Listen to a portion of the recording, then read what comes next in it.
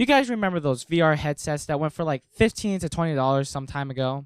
You know, the ones for $5 at Walmart in the clearance section. Well, one day I was like, why not? Fast forward a few weeks and I don't know, I was bored, so I was like, why not test this thing out? And it was literally like taping $5 to your face because this thing was cheap.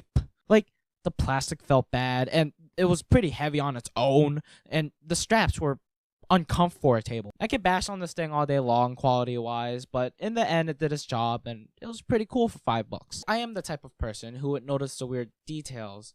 Like, if you saw the nerdiest girl in school with braces and glasses bigger than her head, with greens in her teeth, that's probably the first thing you'd notice. But I'd sit there and be like, huh, her one hair is longer than the rest. As I was watching a 360 Casey Neistat video, I was like, is this considered 2D or 3D? Because it seems like there's an XYZ, 3 dimensions, hence 3D, but the screen is just an illusion. Like this cube on this piece of paper, which is just 2D.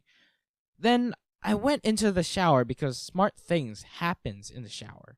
That's when things got really clear and really complicated. I thought of a situation where I'd be asking my friends who were like the smartest in the school. How I ever got to be friends with them is beyond me because their brains could run circles around mine, even though brains can't run, nor do they have legs. So I set up my predicament as such. Imagine this square, which is 2-dimensional, and I can draw it on a whiteboard, which is a 2-dimensional plane. But I could also draw a cube, which is a 3-dimensional object on a 2-dimensional plane. Another example would be 3D movies and virtual reality, which gives things 3 dimensions, but they are displayed on a 2D plane. We say we live in the 3rd dimension, but we can't grab these seemingly 3-dimensional objects. Like, we can't grab 2 dimensions or 1-dimensional objects. So, what if the 3D things on 2D planes were like a subgroup of the 3rd dimension?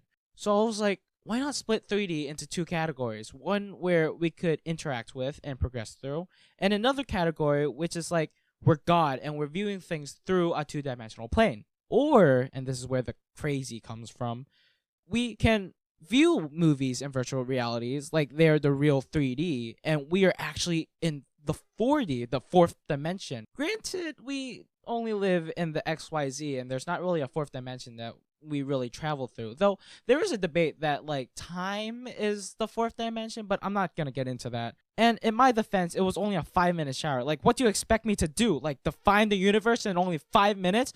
Who do you take me for? Anyway, I thought I made a cool discovery about dimensions, which could change how we perceive these 3D objects on 2D planes, either as a second 3rd dimension or the true 3rd dimension. Well, at least I thought it was cool. As the shampoo left my hair, I realized what my friends would have said. They point out that the cube on the whiteboard is no more than an illusion, and that if you were to erase the center lines, it would just be another 2-dimensional object. I then retort that you couldn't just grab a pencil and then erase the lines on VR and 3D movies. And they say that these images are not real. They are virtual images, exactly like how an image pops up in front of you when you stand in front of a mirror. It looks 3D, but it's a virtual image. There's not actually 2 of you standing there. At the most, all I did was notice the difference between real 3D and virtual 3D. And like you confused people watching, I stepped out of the shower after 5 minutes of quantum thinking, knowing that I learned nothing.